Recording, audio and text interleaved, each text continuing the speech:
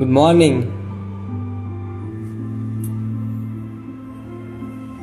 સો ઘણા સમય બાદ અને હાય વચ્ચે લાઈવ આવી ગયા હતા પણ ડેટ યાદ નથી અત્યારે. એનીવે, ભૂતકાળ ભૂલી જવું બહુ સારું નહીં? આપકા અપના રાજ, વાહ યોયો હની સિંહ જેવું. તો કેવું ચાલે છે જીવનમાં? અને આઈ નો કે થોડી ઘણી ઉથલ પાથલ થઈ હશે પણ બહુ નહીં થઈ હોય. કોઈ એના જીવનમાં બહુ ખુશ હશે તો કોઈ બહુ દુઃખી હશે તો કોઈ વચ્ચે ક્યાંક અટવાયું હશે. તે બધી દુવિધાઓ, સુવિધાઓ, સમસ્યાઓ અને એ બધાથી આપણે હવે કેમ છો ગુરુજી, બહુ અત્યારે એક એવી હાલત, એક એવો સ્ટેજ છે ને કે જેમાંથી પસાર થવાની કોશિશ કરી રહ્યા છીએ અને બહુ સારી એવી શીખ આપી રહ્યો છે આ સમય. અને એમાંથી કદાચ જો હું કંઈક કહેવા માગું તો એટલું તો ચોક્કસ કહીશ કે કોઈના માટે કંઈક કરવા કરતાં બેટર છે કે તમે તમારા માટે કંઈક કરો. લોકો ચોક્કસ તમને એના માટે સ્વાર્થી કહી શકે પણ એ સ્વાર્થી થવું બહુ સારું સાબિત થશે at the end of the day or at the end of the life. કે તમે સ્વાર્થી થયા એ બહુ સારું થયું, કારણ કે ક્યાંક તમે કોઈક એવા વ્યક્તિની પાછળ ઘસાવો અને આખી જિંદગી તમે ત્યાં ઘસાઈ જાઓ પણ તમારું કંઈ જ ના થાય તો છેલ્લે એવું થઈ જાય કે હાથ ખાલી ને ખાલી રહી ગયા. આમ તો હાથ ખાલી ને ખાલી જ રહેવાના છે પણ તે છતાંય જો અહીંયા રહીને પણ જો તમારા હાથ ખાલી રહી ગયા તો એનો કોઈ મતલબ નથી. તો સ્વાર્થી ચોક્કસ બનવું જોઈએ. સેલ્ફિશ શબ્દ અલગ છે અને સ્વાર્થી શબ્દ અલગ છે. સ્વના અર્થી તો ચોક્કસ થવું જોઈએ કે તમને જે ગમતું હોય એ તમે ચોક્કસ કરો. લોકો શું કહે અને એની કોઈ ચિંતા ના કરો.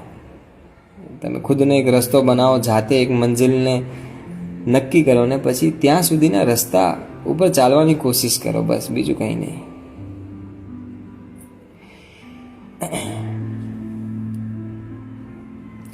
ફોરમ કહે છે કે ખબર જ નથી પડતી સાલી ખુશી છે કે દુઃખ. દરેકના જીવનમાં એક સ્ટેજ એવો આવતો હોય છે કે એને ખ્યાલ નથી આવતો કે ભાઈ હું અત્યારે સુખી છું કે દુઃખી છું. એમ ક્યારેક એક દિવસ એટલો બધો સારો જાય, ક્યારેક બીજો દિવસ એકદમ જ ખરાબ થઈ જાય, અને ક્યારેક એક આખું અઠવાડિયું એટલું બધું ખરાબ ગયું હોય તો ક્યારેક એક આખો મહિનો એટલો બધો ઉમંગમાં વીતી જાય કે ખ્યાલ ના આવે અને જિંદગી આવી રીતે જ વીતી જતી હોય છે. તમે બહુ ધ્યાનથી ઓબ્ઝર્વ કરવાની તો કંઈ આની અંદર ખાસિયત છે નહીં પણ તમે એક વખત જોશો ને તમારા જીવનને તો ચોક્કસ તમને ખ્યાલ આવશે કે જિંદગી બહુ ઝડપી વીતી જતી હોય છે. તમે આજે 20, 30, 35, 25, 22 ગમે તે ઉંમરના હોઈ શકો અને કાલે ઉઠીને કદાચ તમારી આંખ લાગે અને તમે બહુ ઉંમરવાળાએ થઈ ગયા હોય ત્યાં સુધી તમારી અડધી જિંદગી વીતી ગઈ હોય અને ત્યારબાદ તમને ખ્યાલ આવે કે મારે તો આ કરવું જોઈતું હતું. પછી એ પોસિબલ નથી થતું.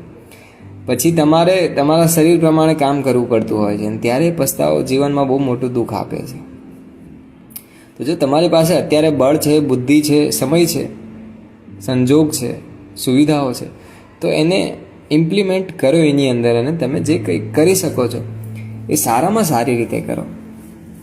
સફળ થવાની કોઈ બહુ મોટી ચાવી છે નહીં. તમે પ્રફુલ્લ બિલ્લોરેને કે સંદીપ મહેશ્વરીને કદાચ નહીં સાંભળો તો એ ચાલશે. સફળ થવાની સૌથી મોટી ચાવી એ જ છે. કોઈ પણ સફળ વ્યક્તિને તમે જોઈ લો તો એમણે કંઈ બહુ ખાસ મોટા કામ નથી કર્યા. એ જે કામ કરતા હતા ને એ કામ સારામાં સારી રીતે એમણે કર્યા અને એ સફળ થયા. કોઈ પણ કામને સારામાં સારી રીતે તમે કરશો તો ચોક્કસ તમે સફળ થશો, એનામાં કોઈ ના નથી. અને જેમ અહીંયા પૂછવામાં આવે છે કે શું પૈસાથી જ જિંદગી ચાલે છે, તો એવું સહેજ પણ નથી. જો પૈસાથી જ જિંદગી ચાલતી હોય તો ભાઈ પછી બીજું કંઈ જરૂરત જ નથી. તમે એક કામ કરો, પૈસા જ કમાઓ અને જીવી જાઓ. જો જીવી શકાય છે? નહીં જીવી શકાય. પૈસા સિવાય પણ ઘણી બધી એટલી બધી વસ્તુઓ મેટર કરે છે તમારા જીવનમાં કે જે કદાચ પૈસાથી ના ખરીદી શકાય, કદાચ મેળવી ના શકાય. એ તમારા જીવનમાં આવતી હોય છે, એને લાવવી બી નથી પડતી.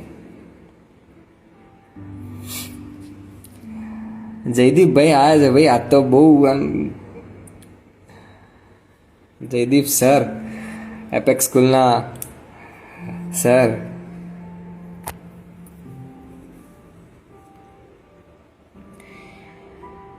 પ્રજાપતિ કમલેશભાઈ કહે છે કે મારી સાથે જિંદગીમાં મતલબી લોકો બહુ આવતા હોય છે, દરેકના જીવનમાં આવતા હોય છે. એવું નથી કે ભાઈ તમારા જીવનમાં જ આવતા હોય છે. તમે પોતે પણ મતલબી છો, હું પણ મતલબી છું. આપણે પણ કોઈકના જીવનમાં છીએ અને એ લોકોના જીવનમાં આપણા થકી પણ મતલબી લોકો જોડાયેલા છે. તો સ્વાભાવિક છે કે જો ભાઈ દુનિયા મતલબી છે એનું કારણ એ છે કે લોકો મતલબી છે. જો લોકો મતલબી ના હોય તો દુનિયા મતલબી ના હોય. અને જો દુનિયા મતલબી છે તો તમારા સંબંધો એવા લોકો જોડે તો ચોક્કસ બંધાશે જ કે જે લોકો મતલબી છે. અને એવા લોકો જ તમને કંઈક ને કંઈક શીખવશે કે ભાઈ આગળ શું કરવું અને શું ના કરવું.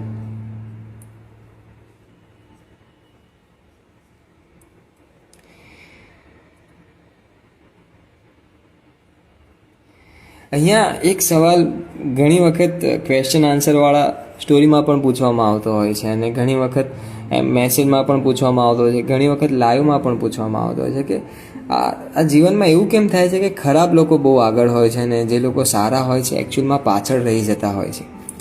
મોટાભાગના લોકોનું આ જાણવાની બહુ કોશિશ થતી હોય છે કે અને એ લોકોએ જોયું પણ હોય છે કે ભાઈ કેમ આવું થાય છે કે ખરાબ લોકો જે હોય છે જીવનમાં ઘણા આગળ હોય છે, એમની પાસે ઘણા બધા પૈસા હોય, ઘણી બધી સુખ સુવિધાઓ હોય. અને જે વ્યક્તિ સારા હોય, જેમણે કોઈ દિવસ કોઈનું ખોટું નથી કર્યું હોતું, કે હંમેશા સચ્ચાઈના રસ્તા ઉપર ચાલતા હોય છે, સત્ય બોલતા હોય છે, એ લોકો બહુ પાછળ રહી જતા હોય છે. કેમ એવું થતું હોય છે? તો કદાચ તમે બહુ ધ્યાનથી ઓબ્ઝર્વ નહીં કર્યું હોય, પણ જો કદાચ તમે ઓબ્ઝર્વ કરશો તો તમને ખ્યાલ આવશે કે જરૂરી નથી કે ખરાબ લોકો જ આગળ વધતા હોય છે. ખરાબ લોકોમાં પણ ઘણા બધા ગુણો એવા હોય છે કે જે એમને આગળ વધારતા હોય છે. તમે કોઈ વ્યક્તિને ખરાબ માની લો એનો અર્થ એવો નથી કે ભાઈ એ વ્યક્તિ ખરાબ છે. સમજો, તમારી કોઈ કન્ડિશન્સ છે કે આ કન્ડિશન ઉપર જે વ્યક્તિ સાચો ઉતરે એ જ સારો, એ જ ખરાબ, તો પછી એ ખોટું થઈ જશે. તમે કોઈ વ્યક્તિને ખરાબ માની લીધો પણ કદાચ એ વ્યક્તિમાં સાહસ હોય કંઈક કરી ગુજરવાનો કે કંઈક બનવાનો, તો એ ચોક્કસ બનીને જ રહેશે. અને એ બનવા માટે એને ખરાબ થવું પડે તો પછી એનામાં કોઈ છૂટકો છે નહીં, એ ખરાબ પણ થશે. શું ખબર એ રિસ્ક મેનેજમેન્ટ જાણતો હોય કે રિસ્ક લઈ શકતો હોય કે ધંધો કઈ રીતે કરવો એને ખ્યાલ હોય, તો પછી એની પાસે સફળતા આવે એમાં કંઈ બહુ મોટી વાત છે નહીં. અને શું ખબર કે સાચો માણસ ડરતો હોય, એ રિસ્ક લેવાથી ડરતો હોય કે ધંધો કરવાથી ડરતો હોય કે કંઈ પણ રીતે ડરતો હોય. એવી રીતે પણ ડરતો હોઈ શકે કે જો હું કદાચ સાચું બોલી દઉં તો આને ખોટું લાગી જશે કે કંઈ પણ હોય, તો એના લીધે પણ આગળ ના આવી શકતો હોય. તો દરેક વ્યક્તિ જીવનમાં આગળ તો આવે છે, ઓછું વધતું હોઈ શકે.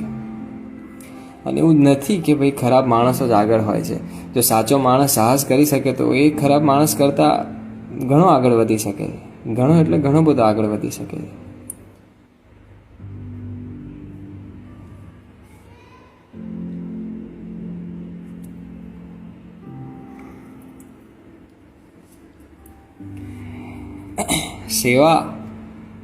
સેવક કૃણાલ, વાહ ભાઈ જબરા નામ રાખો છો. અત્યારના ટ્રેન્ડિંગ નામ છે, એકદમ અલગ અલગ આવતા હોય છે. સેવક કૃણાલ કહે છે કે અમને તો અમારાનો અનુભવ છે, તમને તમારા દગો આપશે.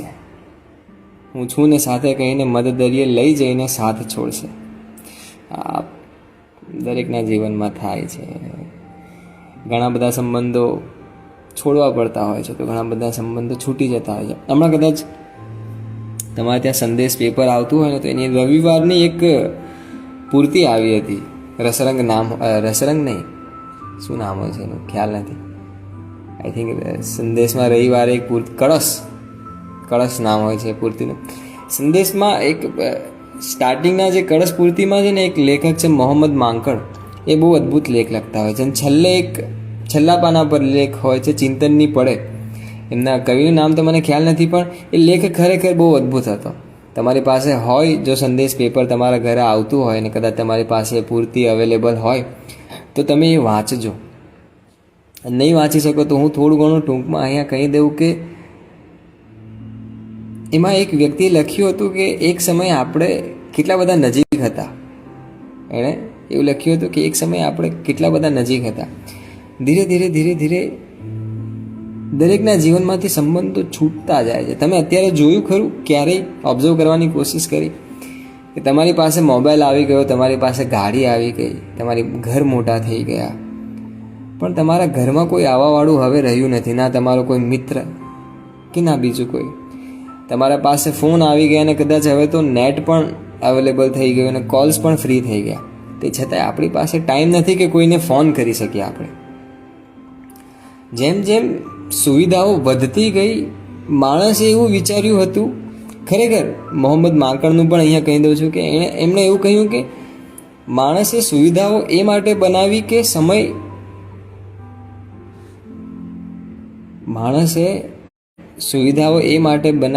સમય બચાવી શકાય. પણ આજે સમય છે જ નહીં માણસ પાસે. આટલી બધી સુવિધાઓ હોવા છતાંય માણસ પાસે સમય નથી. તમારી પાસે પણ નથી, મારી પાસે પણ નથી. હવે કોઈ પાસે ટાઈમ નથી વાત કરવા માટે. તમે કદાચ તમારા સ્કૂલના ફ્રેન્ડ્સ કોઈ એકાદ જગ્યાએ ભેગા થાઓ અને પછી તમારો વોટ્સઅપ પર ગ્રુપ બને. શરૂઆતમાં તો એ ગ્રુપમાં બહુ વધારે પડતી મજા આવે, લોકો 10 દિવસ મેસેજ કરે, પછી ધીરે ધીરે એની અંદર મેસેજ ઓછા થતા જાય અને પછી એક સમય એવો આવે કે એની અંદર ખાલી શાયરીઓ આવતી હોય અથવા મહિને કે અઠવાડિયામાં એકાદ મેસેજ આવી જતો હોય. સેમ જીવનમાં પણ એવું બધું થાય છે. તમે ભેગા મળો, ધીરે ધીરે એની અસર છૂટતી જાય અને તમે છૂટી જાઓ. સાથે ચોક્કસ રહો છો પણ એકબીજાના એ અલાઇનમેન્ટ નથી હોતું પછી એની અંદર.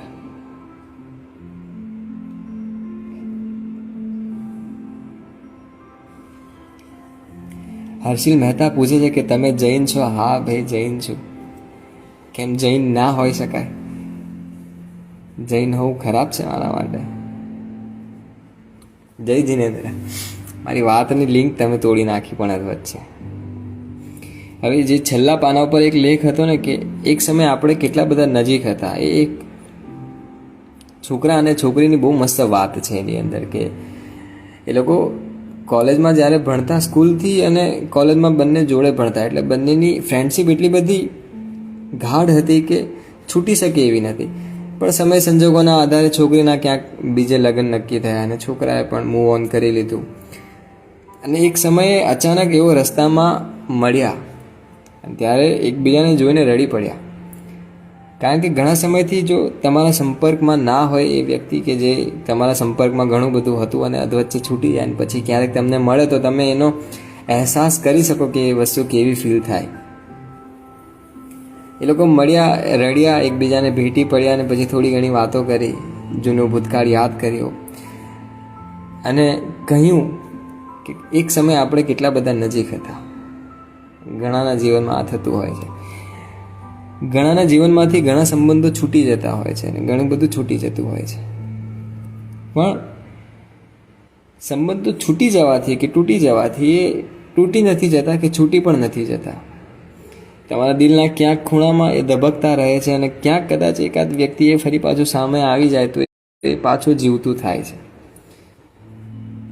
જીવનમાં આ વસ્તુ થાય છે કારણ કે માણસ એની સ્મૃતિઓ ભૂલી નથી શકતો.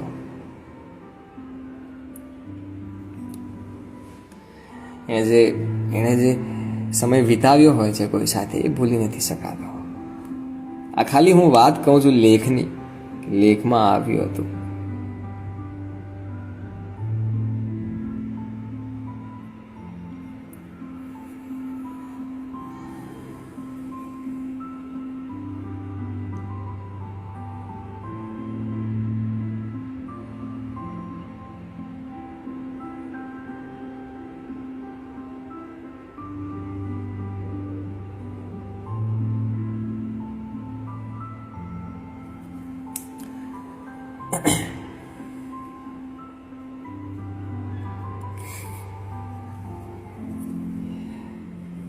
વાત 100% સાચી છે, 100% સાચી છે. વાહ, સારું થયું તમે 100% ના રાખ્યું.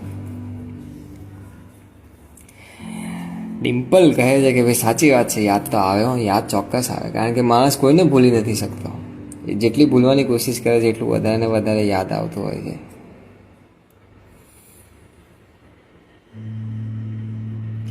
સર, રાજુ શ્રીવાસ્તવ વિશે કહો ને કંઈક બે વર્ડ. આજે જ્યારે મને સવારે ખબર પડી કે ભાઈ રાજુ શ્રીવાસ્તવ નથી રહ્યા, ત્યારે એક આંચકો તો લાગે, કારણ કે હું નાનો હતો ત્યારે એમના વિડીયો બહુ જોતો. એ વલ્ગર કોમેડી નહોતા કરતા, એક પારિવારિક કોમેડી કરતા હતા કે જે લોકો સાથે બેસીને જોઈ શકે. અત્યારે જે કોમેડી થઈ રહી છે એ તો બહુ અલગ પ્રકારની કોમેડી છે. એ સમયે એવી કોમેડી કરતા કે તમે ખરેખર હસી પડતા હતા. મેં સ્ટોરીમાં પણ આજે લખ્યું છે કે દુનિયામાં રડાવાવાળા તો ઘણા બધા હોય છે, પણ હસાવાવાળા બહુ ઓછા હોય છે. અને જ્યારે કોઈ હસાવાવાળું મરી જાય તો ખરેખર દુઃખ થાય. પંકજ ઝીણાએ પણ એમના વિશે બહુ સરસ કહીને મૂક્યું છે એમની રીલમાં કે જગ કો હસાને 2 રૂપિયા ભેસ બદલ ફિર આયેગા.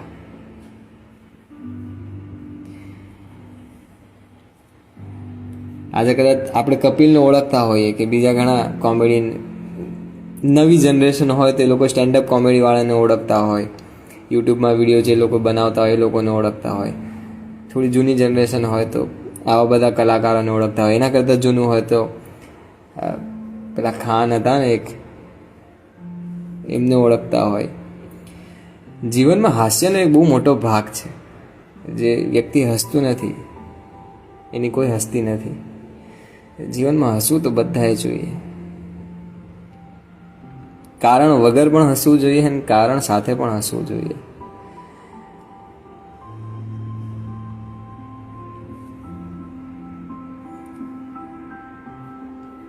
આજે ઘણા સમય બાદ લાઈવ આવ્યા છીએ ને તેવું લાગે છે કે કે આનંદની અનુભૂતિ જેવું ફીલ થાય છે.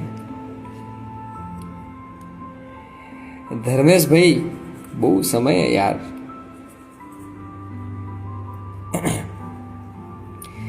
હિતેશ સિંહ કહે છે કે પાઘડી લખ્યું છે સ્ટોરીમાં, એના વિશે કંઈક કહો ને. એના વિશે જો હું કહું તો કે જ્યારે હું ચિત્રકારીનો અભ્યાસ કરતો હતો ને CHCN કોલેજ ઓફ ફાઇન અમદાવાદમાં, ત્યારથી મને પાઘડી અને દાઢીવાળા લોકો બહુ ગમતા. રાજસ્થાનના હોય કે બહારના હોય કે જેમણે પાઘડી પહેરી હોય અને દાઢી હોય ને એવા લોકો બહુ ગમતા. એમના પોર્ટ્રેટ પણ મને બનાવવા બહુ ગમતા. તો આજે મેં એક એમનું ઇલ્યુસ્ટ્રેશન બનાવવાની કોશિશ કરી કે એક પાઘડીવાળા જે કાકા હતા, રાજસ્થાનના હતા, એની નીચે ઊંટ પણ મૂક્યા છે. તમે જોયું હોય તો એક ચિત્ર, જીવતું ચિત્ર છે, ખાલી ચિત્ર નથી, પેઇન્ટિંગ છે.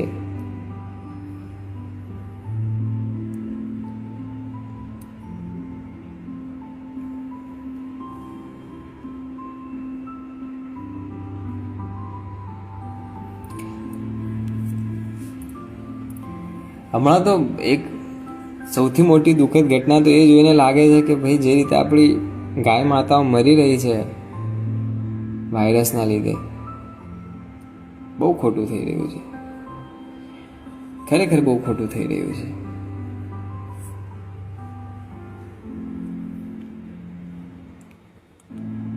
આટલી બધી ગાય આટલી બધી સંખ્યામાં જો મરી જાય તો બહુ દુઃખ થાય. ખરેખર બહુ દુઃખ થાય.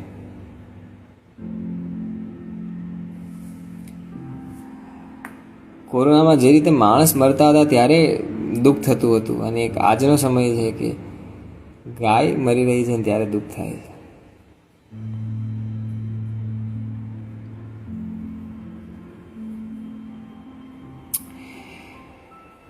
ફોરમ કહે છે કે મારા મમ્મી હસવાનું ભૂલી ગયા છે સાવ. પૂછું તો કહે છે કે અમુક કારણોથી હવે હસાતું જ નથી. એવું કેમ? ઘણી વખત માણસના જીવનમાં એવું બનતું હોય છે કે જે આપણે ક્યારેય સમજી નથી શકતા, પણ એ વ્યક્તિ માટે બહુ મોટી ઘટના સાબિત થતી હોય અથવા દુર્ઘટના સાબિત થતી હોય. અને જ્યારે એ જીવનમાં થાય ત્યારે એ વ્યક્તિ હસવાનું, બોલવાનું ઘણું બધું ભૂલી જતું હોય છે. એના માટે જીવન ફક્ત એક જીવીને પસાર કરી દેવાવાળી વસ્તુ થઈ જતી હોય છે. એને જીવનથી કોઈ મતલબ રહેતો નથી. જ્યારે એને કંઈક ગમતું હોય ના મળે, કે કંઈક કરવું હોય ના થાય, એની કંઈક ઈચ્છા હોય અધૂરી રહી જાય, તો પછી એને જીવન પ્રત્યે અણગમો આવી જતો હોય છે કે સાલું મારી જોડે જ કેમ આવું થાય છે, કે હું જે વ્યક્તિને પ્રેમ કરું એ જ કેમ મને નથી મળતું, કે મારે જે કરવું હોય એ જ કેમ નથી કરી શકતો કે નથી કરી શકતી, કે હું જે ઈચ્છું એવું જ કેમ નથી થતું. જીવન તો મને આટલું બધું દુઃખી કેમ કરી નાખે છે. પછી દુઃખમાં ને દુઃખમાં એ જીવન સાથેનો સંપર્ક એનો તૂટી જાય છે અને એ જીવવાનું ભૂલી જાય છે. પણ આનાથી એક વસ્તુ તમે ચોક્કસ સમજો કે જીવનને કોઈ ફરક નથી પડતો. તમે અત્યારે તમારું નાક પકડીને કે ગળો ફાંસે ખાઈને તમે મરી જાઓ તો એનાથી જીવનને કોઈ ફરક નહીં પડે. એ પોતાની ગતિથી ચાલતું જ રહેશે. તમારા જેવા 1000 આવશે, 1000 જશે, લાખો આવશે ને લાખો જશે, એનાથી એને કંઈ જ ફરક નથી પડવાનો. ઇન કેસ કે તમે બહુ મોટી તોપ ના હોવ ત્યાં સુધી, તમે બુદ્ધ કે મહાવીર કે ઈસુ કે લાઓ ત્સુ કે એવા કોઈ વ્યક્તિ હો અને તમે મરો તો ચોક્કસ જીવનને ફરક પડે, કારણ કે એનામાંથી એક અંગ તૂટી ગયું એવું એને લાગે. આપણા સામાન્ય માણસ મરી જાય તો જીવનને કંઈ ફરક નથી પડતો. એમ જાણે ડોલમાંથી કોઈ ચમચી ઉચકીને ફેંકી દીધી હોય એવું થાય, પાણી ઉચકીને.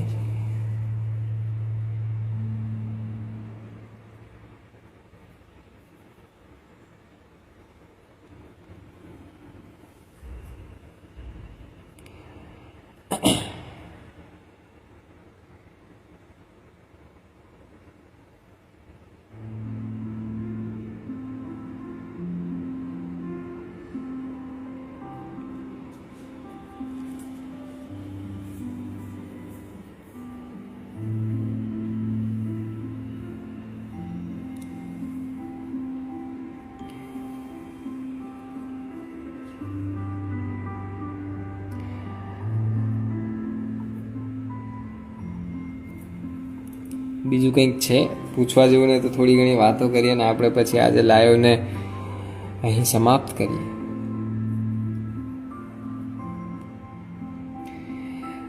મરવું સહેલું છે, જીવવું નહીં. ના, ખરેખર જીવવું અઘરું છે. મરવું તો ઠીક, પણ જીવવું બહુ અઘરું છે. હિતેશભાઈ કહે છે કે તમારા ખ્યાલથી એવી કઈ બુક છે કે જે વાંચવાથી જીવનમાં પરિવર્તન લાવી શકાય છે? જીવન નામની પુસ્તક જો વાંચશો તો બહુ વધારે પડતો પરિવર્તન આવશે એવી કોઈ બુક વાંચવા કરતાં. જીવન એટલે હું એ જ કહું છું કે આપણે જે જીવી રહ્યા છીએ એને જ કદાચ તમે વાંચવાની કોશિશ કરશો, તમારા ભૂતકાળને જોશો કે તમારા ભવિષ્યને જોશો કે તમારા વર્તમાનને જોશો, એની અંદર શું તમે લખી રહ્યા છો કે શું તમે લખવા જઈ રહ્યા છો એ જોશો તો તમને કોઈ બુક વાંચવાની જરૂર નહીં પડે.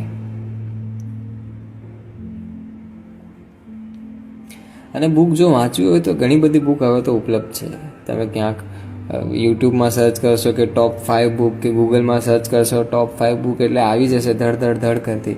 પણ જરૂરી નથી કે તમારા જીવનમાં એ કામ લાગે જ, કે હું કંઈક બુકનું નામ આપી દઉં અને તમારા જીવનમાં એ કામ લાગે, એ પોસિબલ નહીં થાય. તમારે તમારા જીવનને અનુસંધાનમાં કોઈક એવી ચોપડી શોધવી પડશે કે જે તમને કામ લાગે. તમને બટેકાનું શાક ભાવતું હોય ને હું કહું કે ના ટામેટાનું શાક વધારે સારું લાગશે તો એ તમને કદાચ કામ નહીં લાગે.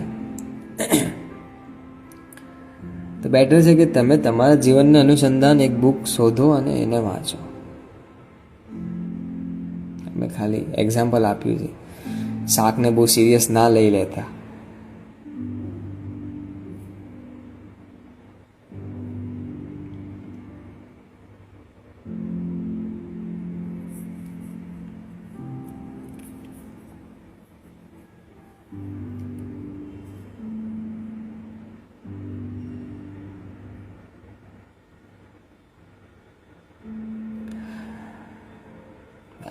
લાઈન બહુ મોટી કહી છે, ફકીર કરીને કોઈક છે. હવે એમને જાતે તો નથી લાગતી કારણ કે આ લખવા માટે બહુ અનુભવ જોઈએ.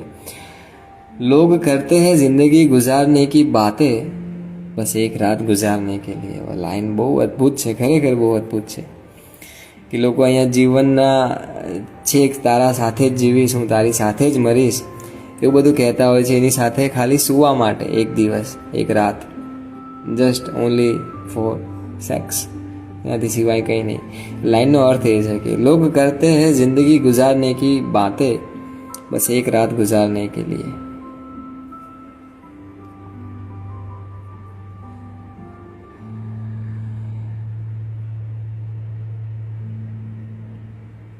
અદ્ભુત લાઈન છે ખરેખર.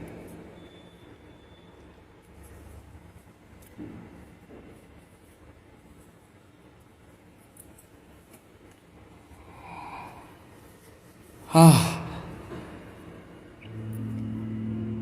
चलो तो अब जाते हैं, फिर कभी आएंगे वापस.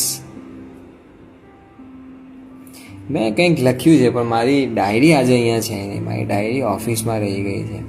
બહુ મસ્ત લખી છે એક રચના મેં થોડા સમય પહેલાં, લગભગ 4-5 દિવસ પહેલાં જ લખી છે, તાજી જ છે, હજી બહુ જૂની નથી થઈ, યાદ નથી. પણ જતાં પહેલાં ઓશોની અને મારી એક ફેવરેટ રચનાઓ કહીને જઈશ કે तुम प्यार नहीं कर पाओगे, तुम नश्वर हो तो भाव में अमृत तो कहाँ से लाओगे, तुम प्यार नहीं कर पाओगे.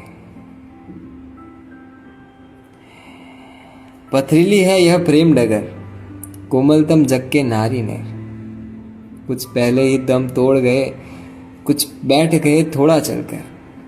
प्रीतम इस पथ पर पाँव ना दो, चलते चलते थक जाओगे, तुम प्यार नहीं कर पाओगे.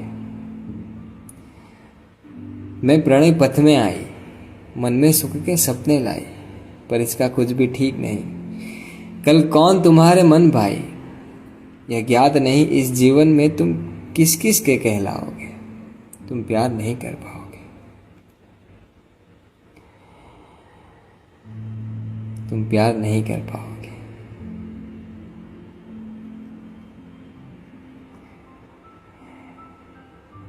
फूलों को मैंने खिलते और बिखरते दोनों देखा है, कैसे कह दूं यह उपवन तुम्हारा मधुमास बना रह जाएगा.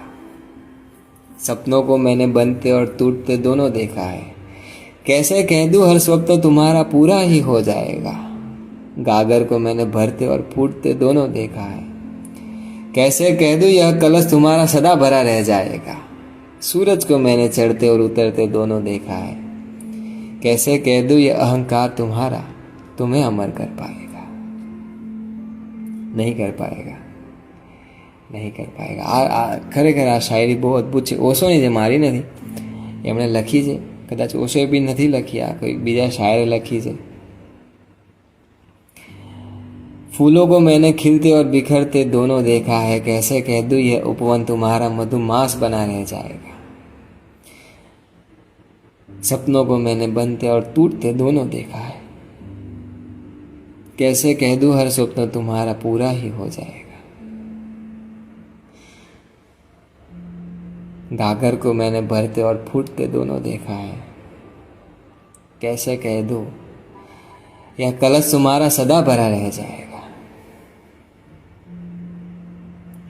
सूरज को मैंने चढ़ते और उतरते दोनों देखा है, कैसे कह दूं यह अहंकार तुम्हारा तुम्हें अमर कर पाएगा. આજે વાંસળી વગાડવાની ઈચ્છા થઈ ગઈ.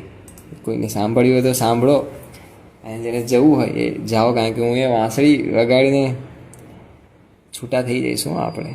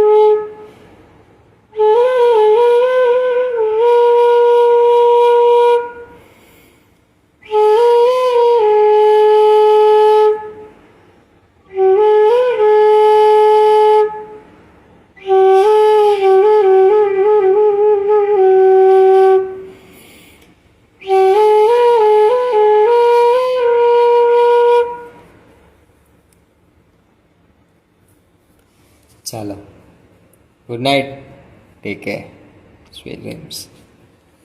હું હવે બેઠા બેઠા વાંસળી વગાડી શાંતિથી. Good night.